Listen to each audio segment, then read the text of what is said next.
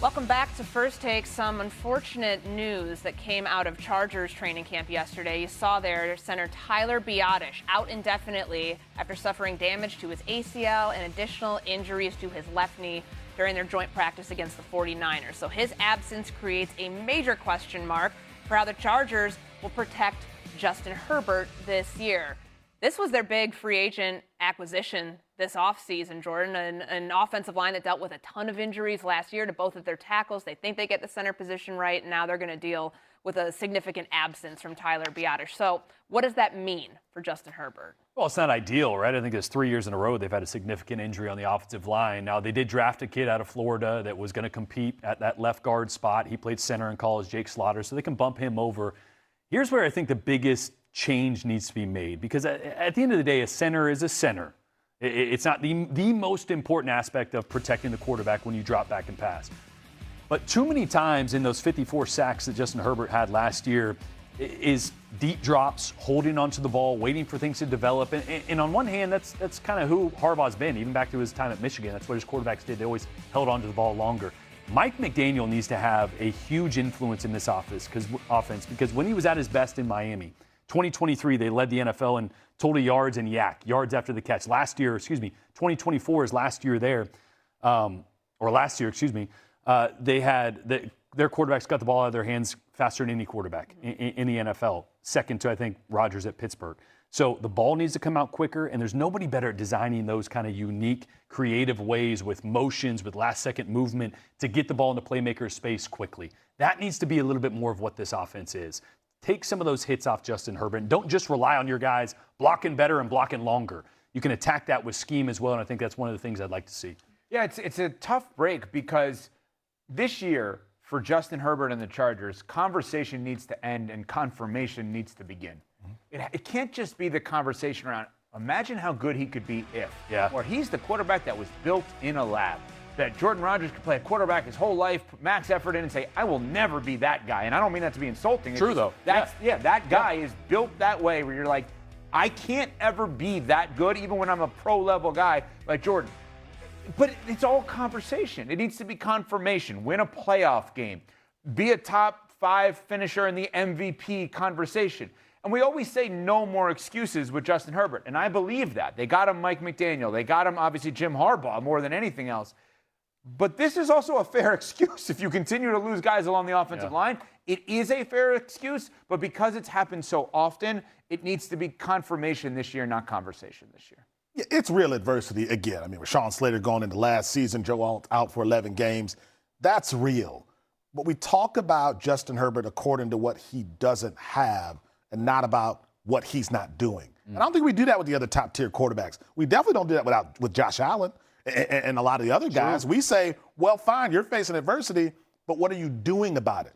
That's what the conversation has to be, I think, this season about Justin Herbert. Yes, this is a significant injury, but if you're a top-tier quarterback, those guys don't get the grace we often give to Justin Herbert in these situations. You either are or you aren't an elite quarterback. Time to show it. Yeah, 54 sacks last year for him. That was a career high. They had the worst pass block win rate in the NFL, attributed to all the offensive line injuries. But a quarterback that is this experienced, this many years into his career, the excuses start dissipating. Offensive line injuries happen all the time in the NFL. His might have been more pronounced than other teams. Just certainly feels like the excuses are going to run out here soon for Justin Herbert. All right. Coming up this morning on SportsCenter, a couple of preseason games tonight, so let's dive into the outlook on some of these teams that we're going to see, starting in L.A. with the Chargers. QB Justin Herbert, all the talent in the world. Now he's got an offensive coordinator that so many people respect around the league in Mike McDaniel. So what do you think McDaniel can do for Herbert to help take his game to the next level?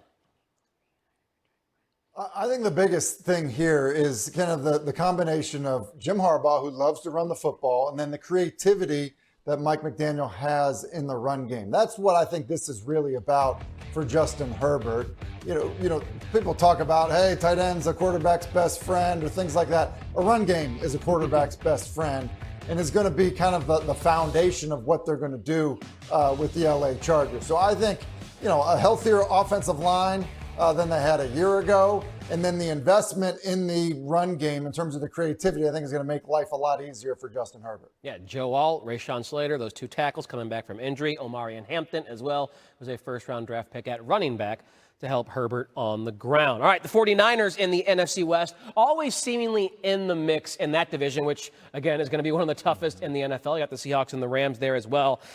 But they are hurting, so I'm curious if you think they can overcome these injury struggles that they seemingly have almost every year to compete again.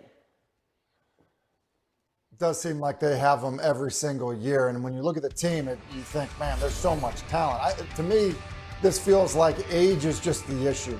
Just at critical positions, whether it's Christian McCaffrey because of the nature of the position he plays, Kittle, his age and the injury he's coming off of. You think about Trent Williams, you think about Mike Evans, who's a massive free agent signing, but he's obviously an aging wide receiver. Those are the things. Look, injuries are a concern for every football team, but it does feel like because of the age at critical positions, that it feels like, and the history of injuries with the organization, that it feels like that's a concern for the Niners heading into the season. Just curious, Tim, I know you're not a scientist or a doctor, but if you own the 49ers, would you move their practice facility away from that substation that everyone talks about?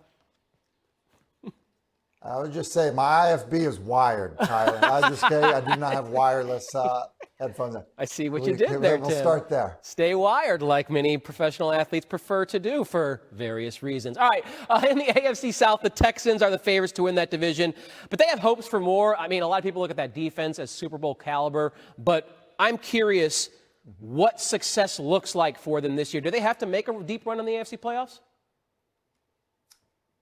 I think they do, and you're exactly right about that defense being a playoff caliber defense. I mean, I would say it's a championship caliber defense, and that's why with C.J. Stroud, look, he's probably under more pressure than any quarterback in the NFL because, he was a guy that was kind of anointed after his rookie year as this, like franchise quarterback that you're building things around.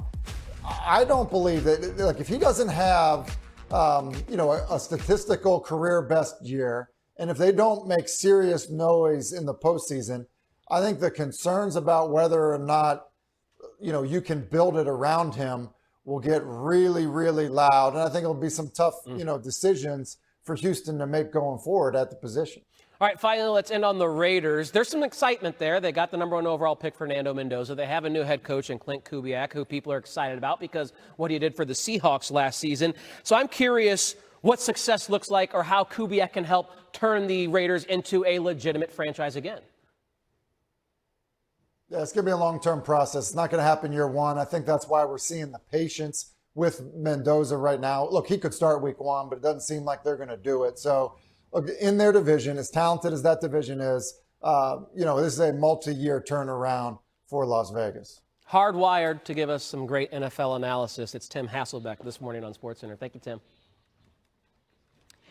Reunited, and it feels so awkward. That was the vibe when A.J. Brown and the Eagles reunited for joint practices. The Patriots played host, and out the gate gave the receiver a chance to stunt. According to Mike Reese, the first snap of joint reps was a go route for him. However, couldn't quite reel in the catch after a penalty. Either way, after a solid session, you know where the questions wound up going. What was it like being back on the practice field with A.J.? I think it was a great day out here. I know he's going out there and competing. Got a lot of love for him, always have. It seems like it was competitive practice. Closure? No, it's not about no closure or anything, man. It's love. I won a Super Bowl ring with them, and it's always be love, no matter how anyone feels. I love Philly, and I will always love Philly, but I'm here now. Talk to Jalen. No. AJ, how did you leave things with him? Philly, man, y'all tough, man. Man, it's love. Listen. I honestly, guys, none of that stuff even matters. Yeah, I think you all should want to report something positive. Asking the question is going to turn negative. So let's not get into that. And let's keep everything positive. It's love my way, and just move forward. That's all. Okay, so maybe a little love lost between the old co-stars from the city of brotherly love. And with all the drama and controversy involving the two during their inevitable divorce, it's easy to forget how great they were together in Philly. But thankfully, we're a sports center and we have you covered. So let's take a trip down memory lane. Take a look at